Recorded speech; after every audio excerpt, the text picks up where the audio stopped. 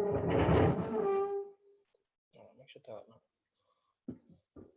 I will try and speak louder. It's better, Miss Fox? Yes, it's better. Okay.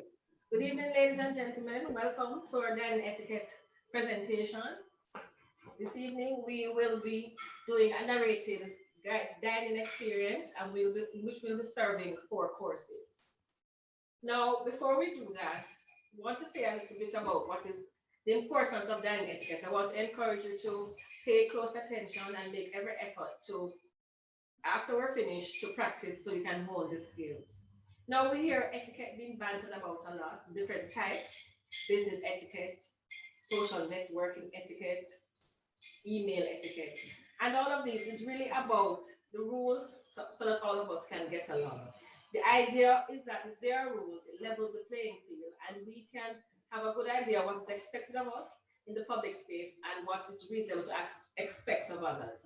That if there are standards that guide us and the rules that guide us, it takes the guesswork out of behavior in a public space, whether you're being entertained or you are doing the entertaining.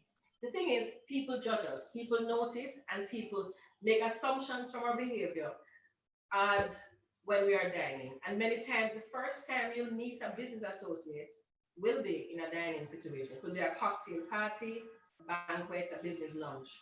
More and more interviewers, employers are doing their second round interviews in a dining setting because it is important that you're able to comfortably represent the company. Research has shown that success and getting ahead in your professional life depends 85% on your soft skills and really about 15% on your technical skills. Because many of you will leave with the same degree, have the same technical expertise. But persons want to know that you're able to get along, you're able to fit into the corporate culture. And part of this is how you handle yourself in a dining setting. So I'm encouraging you to pay close attention, and I want it to be interactive. You ask questions as we go along. So consider it is going to be another skill to add to your professional repertoire. So now we're going to begin. The waiter is going to be seating 2 persons who are dining.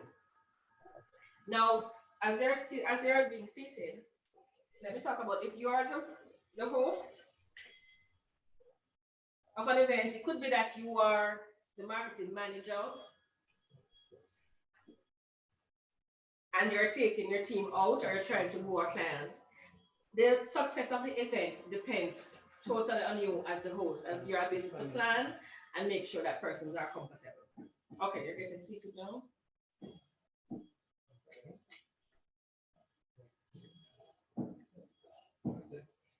Now you enter your seat from the right side of the chair. And small things like that are useful when you think of you're in a banquet setting and there's a table seating 10 persons. If persons are all entering on the right side, then the person will be bumping into each other. Now you sit straight with both legs on the floor, and there's an appropriate seating distance from the table. We're not seeing the person. Sorry, there will be no one person. I'll pull it back out. I'll talk about that. Okay. Good. Come on, just want to come on. Seen it too. Good to go. So there's an appropriate distance from the table, 2 weights of your hand. So the persons are going to adjust to make sure. The idea is that food does not have far to travel. You're sitting at appropriate distance from the table. Now, usually, as soon as you're seated, you remove your napkin from its place and place it across your lap. Or if you're in someone's home, it could be that you've been invited to your boss's home for a dinner party, and the start of the meal is indicated by when the host or hostess removes their napkin from its place. Depending on the restaurant, the person seating, the maitre d' or the waiter, may also assist with the napkin. Now they're going to be demonstrating the napkin. As soon as you're seated, you remove it from its place and place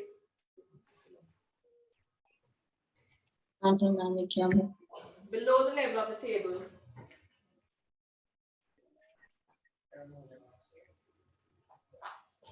So below the level of the table, you from its place and place it across your lap with the fold towards your body. So they're going to be doing that now.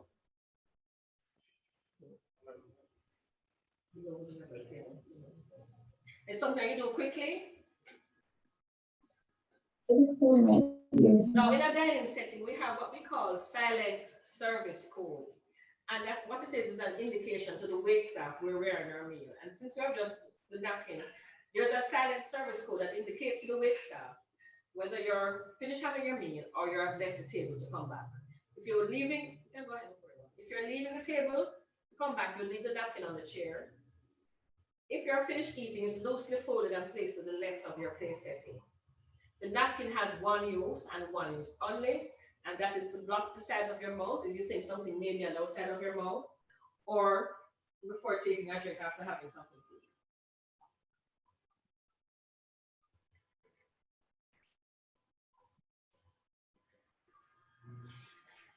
The idea, as we go along, I will remind you that the idea is always to make others around you feel comfortable.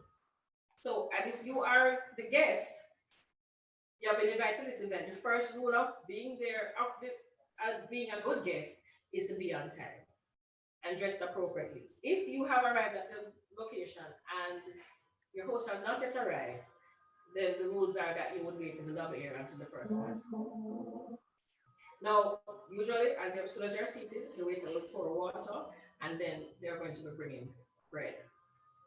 Some general rules about dining is that the waiter is always going to be serving on the left and clearing from the right. He's going to be serving ladies before gentlemen, and he serves older ladies before younger ladies. He's going to serve older men before younger men. There's a group of men. It's also things like that you need to be aware, because you may need to lean forward if the waiter is going by to make way, or you don't come up suddenly and knock over a tray or something.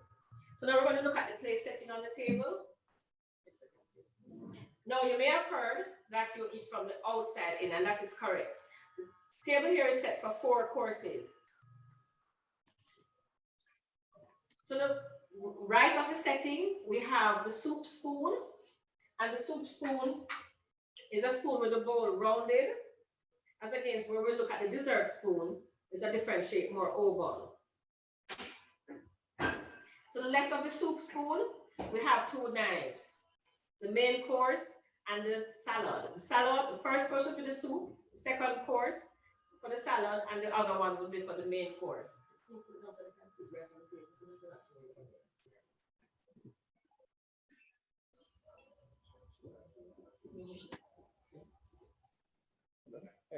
Right, see, let's do right on the table. So even if you're not seeing it, the person's no, I want to see the entire setting.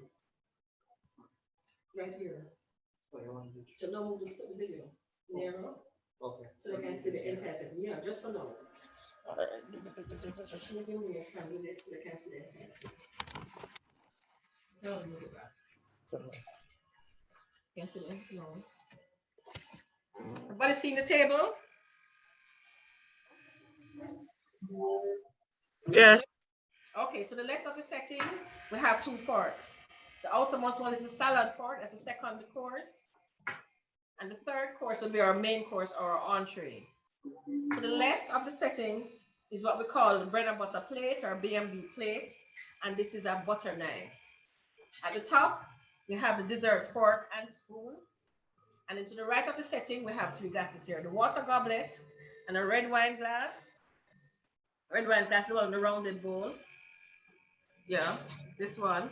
And the white wine glass. Has more of a U shape. Now, the glass has 3 sections: the base, the stem, and the bowl. You hold it always by the stem. For the water goblet, which is usually has a shorter stem and usually heavier, it's fine to also hold on a part of the bowl when lifting the glass. This one I have here in my hand is a champagne flute.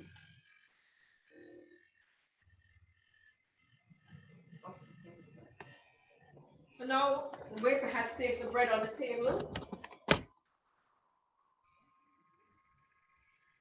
And there are 2 persons at the table, so either person can reach for the basket, take the bread out and place it on their bread and butter plate, and put back the basket for the other person. If there are more than 2 persons at the table, then it will be responsibility of the person closest to the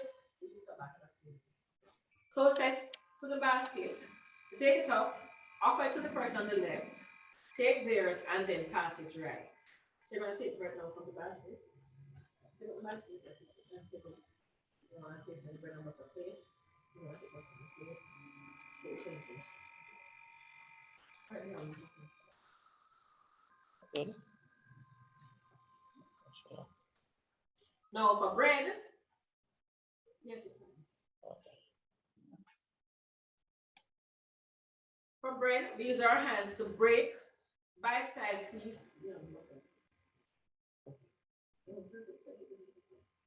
They break a bite-sized piece, butter a bite-sized piece, and place it in your mouth. So we're going to do that so they can see. So you don't break several pieces at a time, and you break a bite size. You should not be going to your mouth with bread and coming back down with bread in your hand. And remember, these types of things, you want to take small bites so you're able to converse. You don't want to be asked a question and then you're chewing furiously to try and finish what's in your mouth so you can answer. So bread is usually served before the soup, and the bread stays on the table until after the service of the soup, the first course, and stays on the table after the service of the second course, which is the salad. When the waiters clear the salad, they will take the bread plate at that time. Now, so it means that there's no rush to eat the bread. If it's served here, you can take a bite. You're served with soup, you have a couple more bites. You're talking with your dining companions. And remember, when you're at an event like this, if it's not an interview, you're at an event, it's rude to speak with all of the persons who have attended the event. You speak in low tones to the person on both your right and left. And it's useful if you have an event like this to attend to catch up on current affairs. So it's going to be serving the soup now.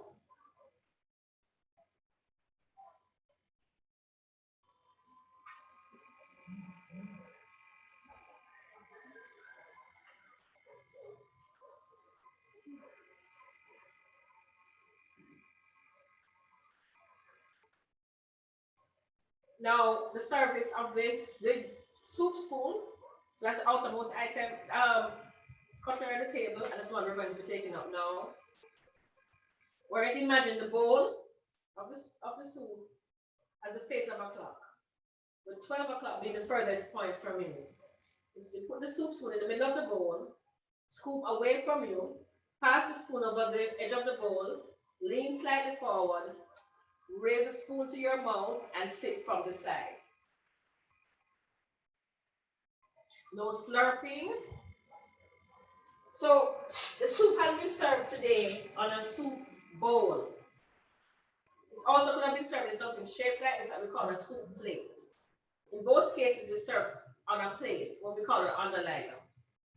And another silent service code indicator to the wait staff where you are in your meal is that where the soup spoon is placed. You're stopping to have a piece more bread, to drink some water, talk to the dining companion. Then the soup spoon stays in the bowl. When you're finished eating, you place it on the underliner.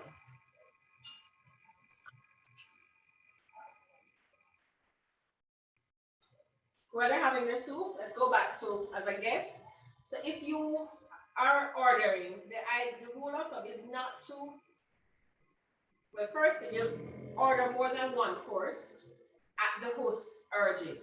So let's say your host says, you really should have the dessert here, it's very good. Then you know he suggests that along with your main course, you'll have dessert. But you really shouldn't aim for the most inexpensive thing on the menu and say you don't want anything to drink, you want water. It seems nervous and unsure. You should be comfortable, go mid-range, and it's not the time to try something you've never had. So you're not going to be ordering the most expensive thing, but you won't be ordering the most inexpensive thing either. And you wouldn't be trying something you've never had, and you would want to stay away from things a lot of sauces or pasta, or things that are difficult to eat, because you want to be able to focus on your agenda.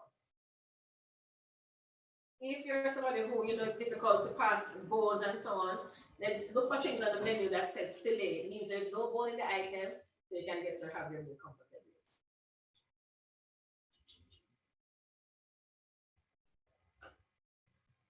This is Miss Michael. Yes, sir. Yes, good evening. Q1 Henry Q1 and professionalism supervisor. All right, so I have a question. Yes, I sir. noticed that the utensils that you started with, the soup spoon, was Yes. on the farthest to the right. So let's say I'm in this kind of setting, right? And Yes. say like I don't remember the order in which I use the utensils. Do I start from the right and come down to the left? You start, I'm not sure I understand the question. Say again. You say if you're sitting at the table and you're not sure which one to start using first? Yeah, I'm asking if I start with the right and then gradually come down to the left.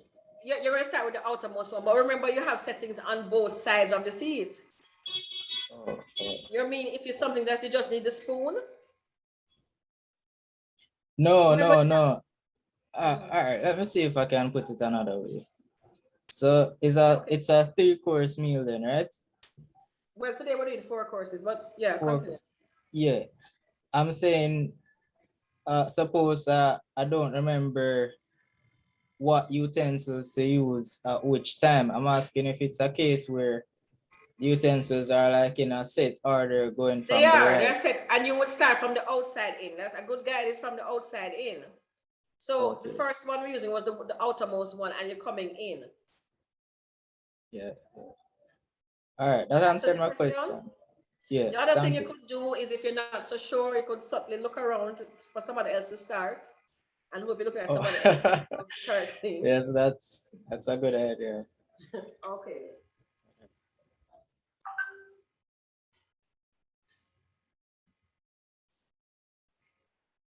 I want to remind you at this point too that at these types of events, turn off the cell phones, put them away. If for some reason you forgot to put it on silent or turn it off and it rings, you just say, "Oh, I'm so sorry, I thought I'd turn that off." But you don't check it while you're saying that. The cell phone's off, not checking it and constantly. Or if you're in someone's home, you're taking pictures and posting it on your social media platform. That is bad form. You should get permission from the host to do that. If you are attending an event and there are place cards on the table with your name, it means that somebody went to the trouble to arrange specific person to sit beside each other for networking reasons. So you should not move it because you want to sit beside your friend. And the correct thing to do, you get to the table with your name, place card on it. You stand behind your chair until everybody at your table has arrived. Then you take your seat. So they're having their soup, and when they're finished, they will place the soup spoon on the underliner.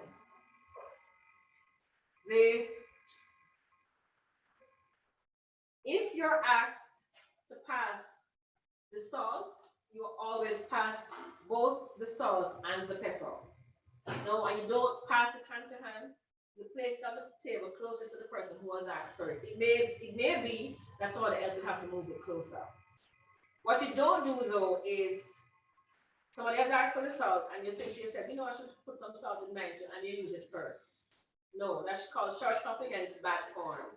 You allow the person who was asked for it to use, and then you ask for it to be passed back, and always passing both the salt and the pepper together.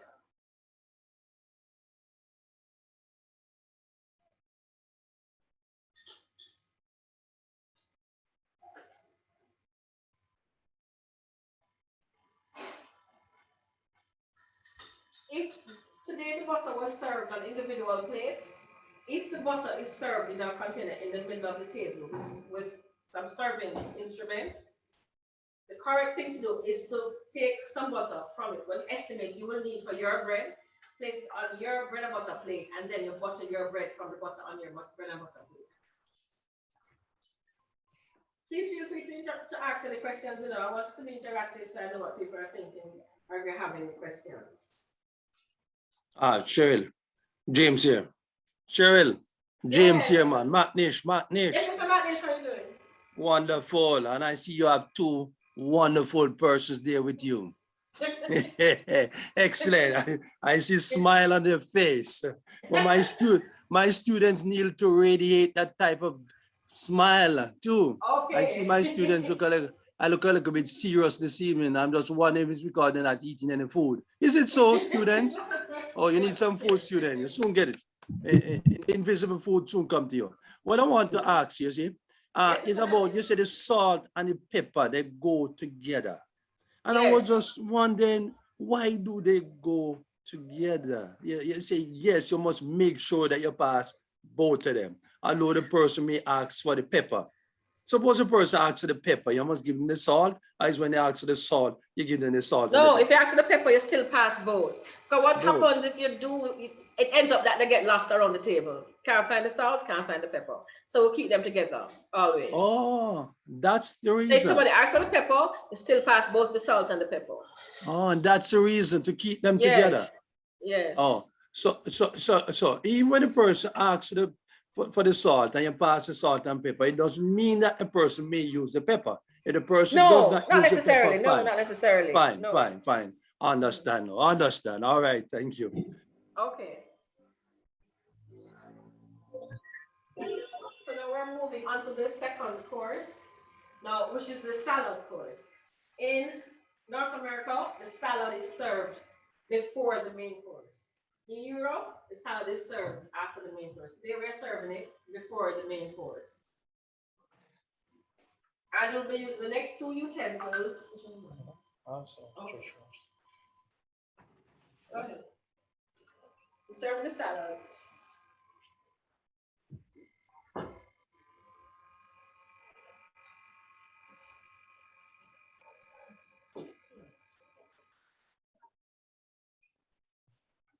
So now, actually, we can actually opt to have the salad with the fork only, but we're not doing that scene. But that is fine as far as the rules go.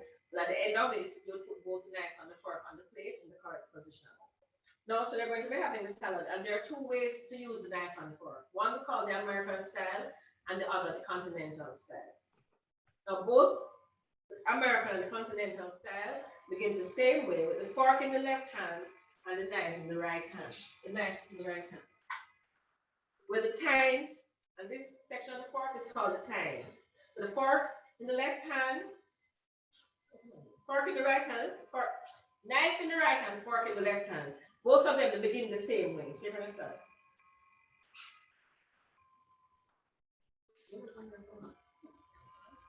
You're going to start with the shape.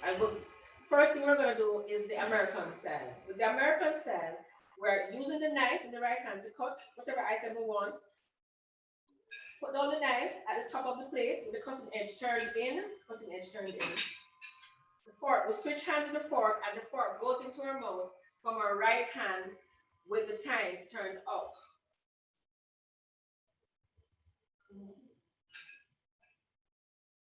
So using the knife to cut, I will keep doing that back and forth until we're finished. Use the knife to cut. Put the knife at the top of the plate with the tines, the cutting edge turned in, switch hands, and the fork goes into your mouth with the right hand. Now, there are some left-handers. Shelby here is left-handed. And so it is fine for those persons to keep the fork in the right hand for both styles that we're going to be doing.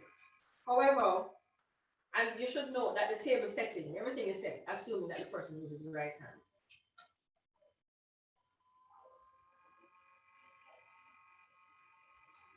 So halfway into this meal, we're going to switch and just do the American, the continental, I'm sorry.